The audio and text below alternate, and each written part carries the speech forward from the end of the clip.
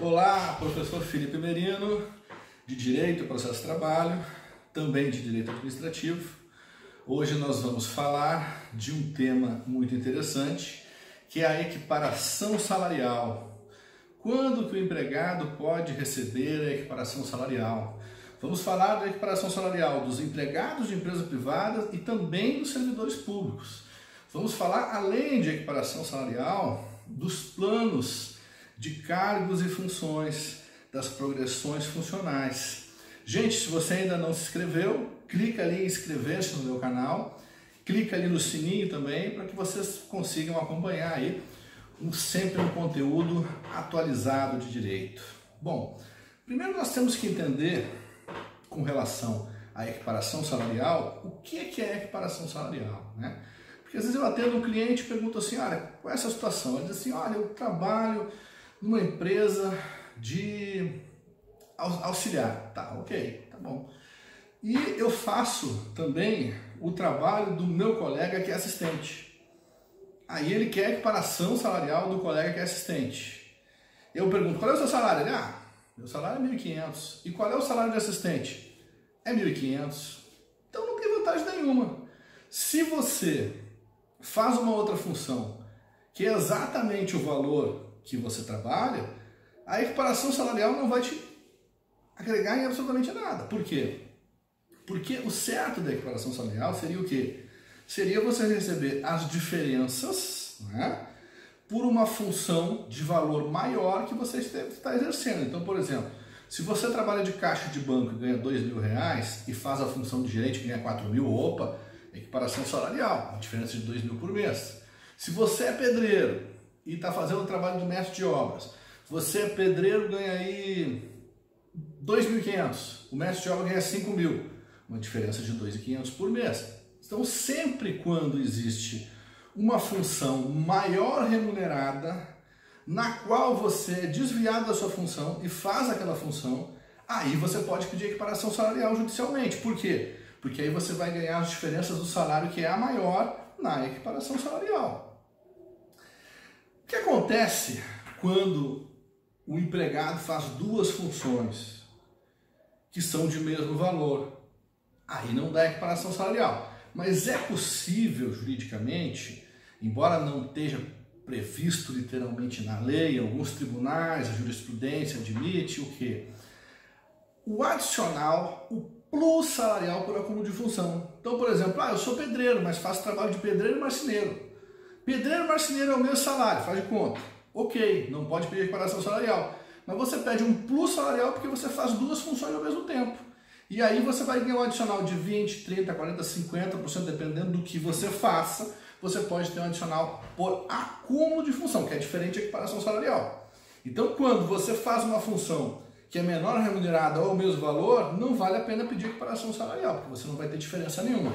Agora, você pode pedir um plus salarial por acúmulo de função. Esse é o primeiro ponto.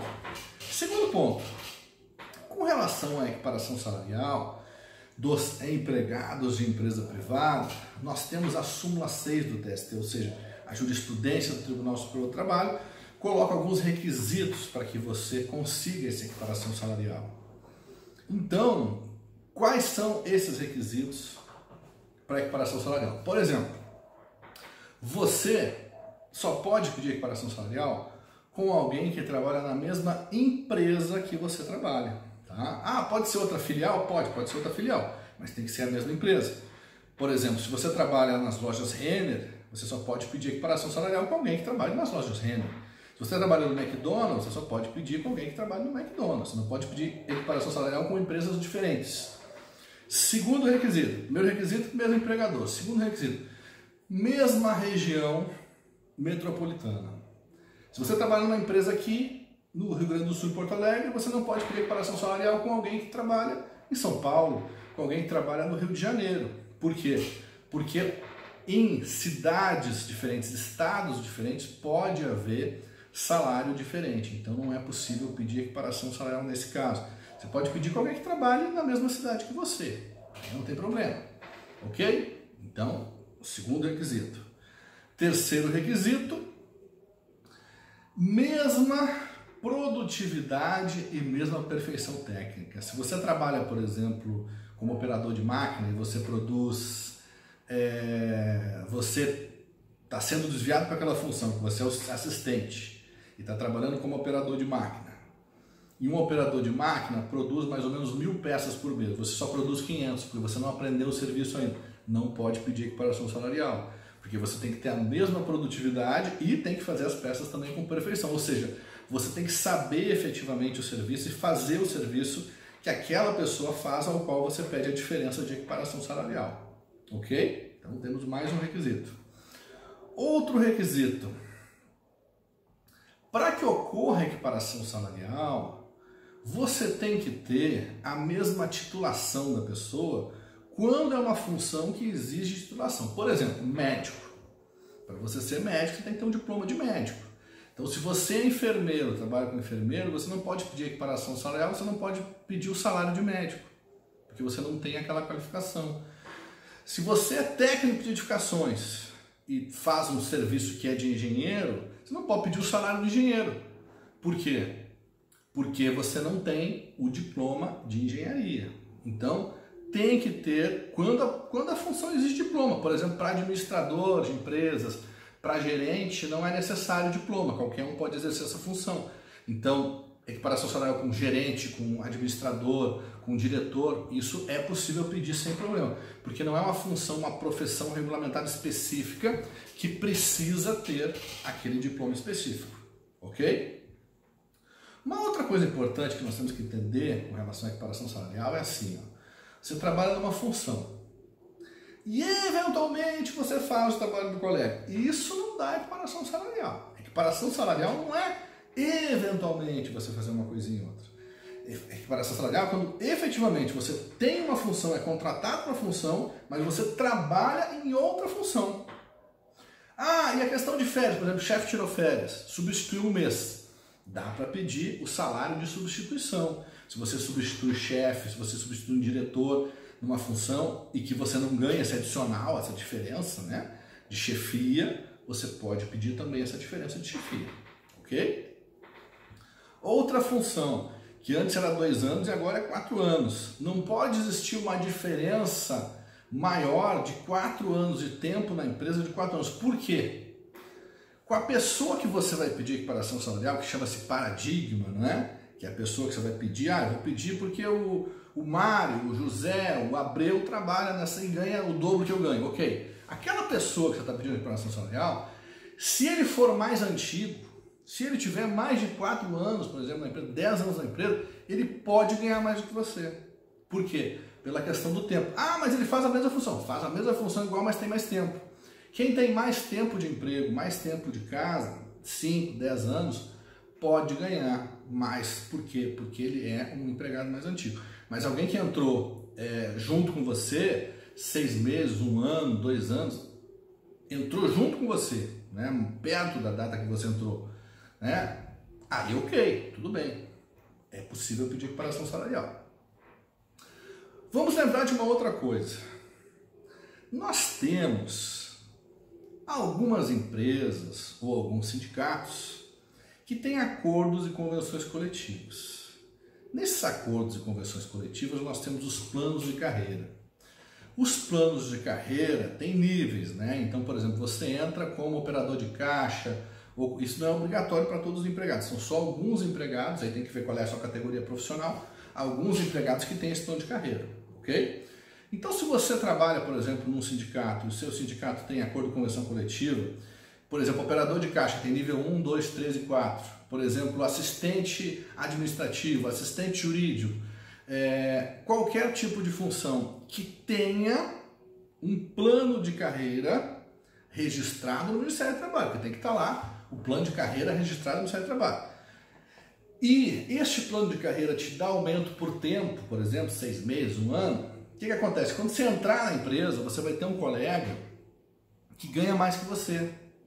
Mas ele ganha mais que você por quê? Porque em função do tempo de trabalho dele, ele subiu na carreira.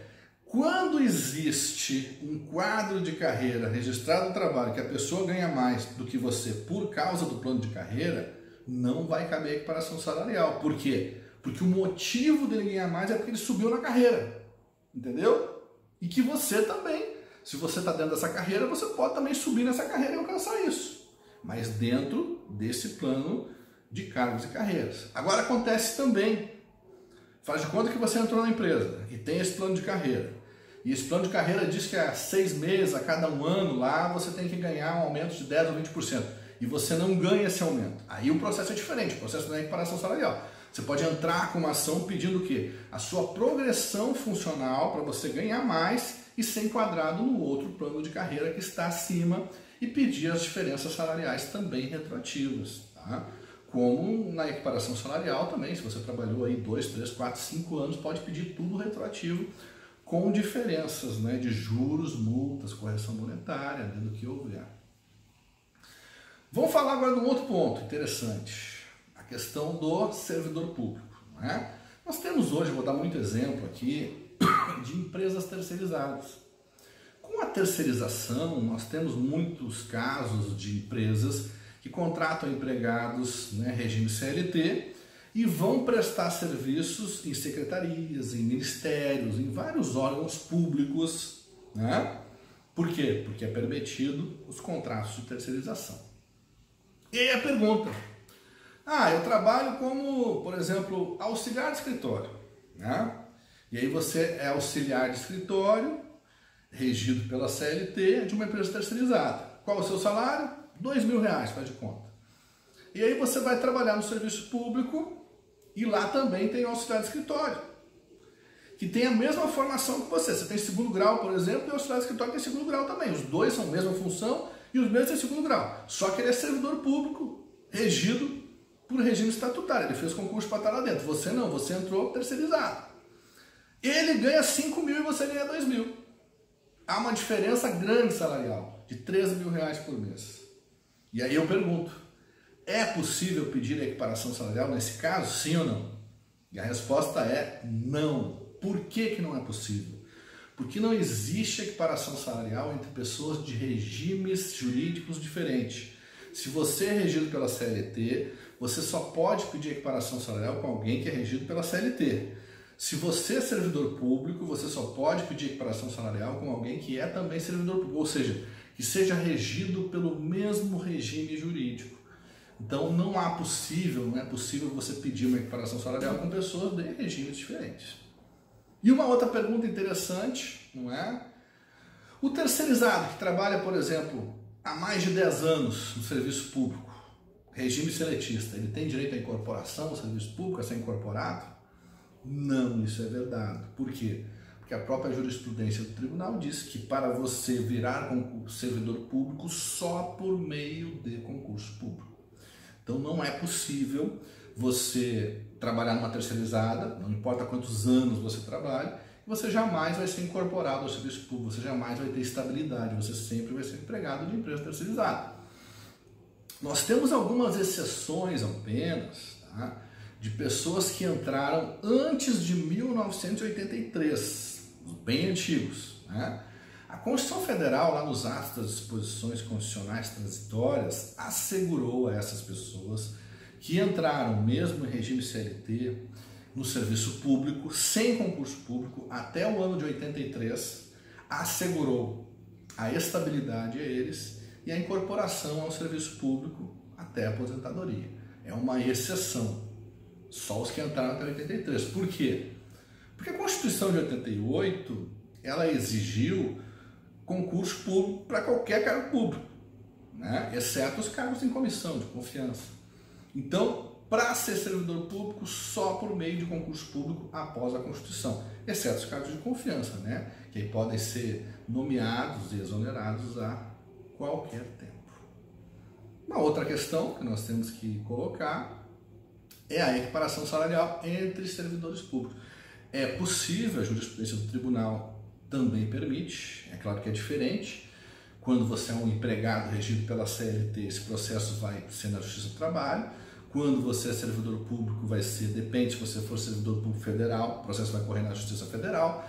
Se você for servidor público do Estado, do município, vai correr no Tribunal de Justiça, nas varas de Fazenda Pública, ou seja, são tribunais diferentes condições de jurisprudências diferenciadas, mas é possível sim a equiparação salarial de servidor público com servidor público quando os dois são os dois do mesmo regime, regime estatutário com regime estatutário, é possível. E nós temos uma série de carreiras de servidores públicos também que tem lá os quadros funcionais, né? Planos funcionais de aumento por tempo de serviço. Então, às vezes você tem dois servidores públicos, um novo ganha um valor, o mais antigo ganha praticamente o dobro que ele. Ah, mas aí dá equiparação salarial nesse caso? Se houver um plano de carreira por tempo de serviço, não vai dar equiparação salarial. Por quê? Porque esse mais antigo chegou a esse salário por causa das promoções que ele teve ao longo dos anos, 5, 10, 15, 20 anos, ao qual aquele servidor novo que entrou também vai ter essa oportunidade dessas promoções de chegar naquele valor. Agora pode acontecer, né, também desse servidor ter direitos de diferenças salariais por tempo de serviço, né, que asseguram essa progressão, e ele não ser promovido, ele não receber essas diferenças. Ele pode também entrar na justiça para pedir essa recolocação de nível funcional e as diferenças que ele deixou de receber. Gente, não se esqueçam de se inscrever no meu canal e cliquem no sininho para receber nossos vídeos. Espero que vocês estejam gostando.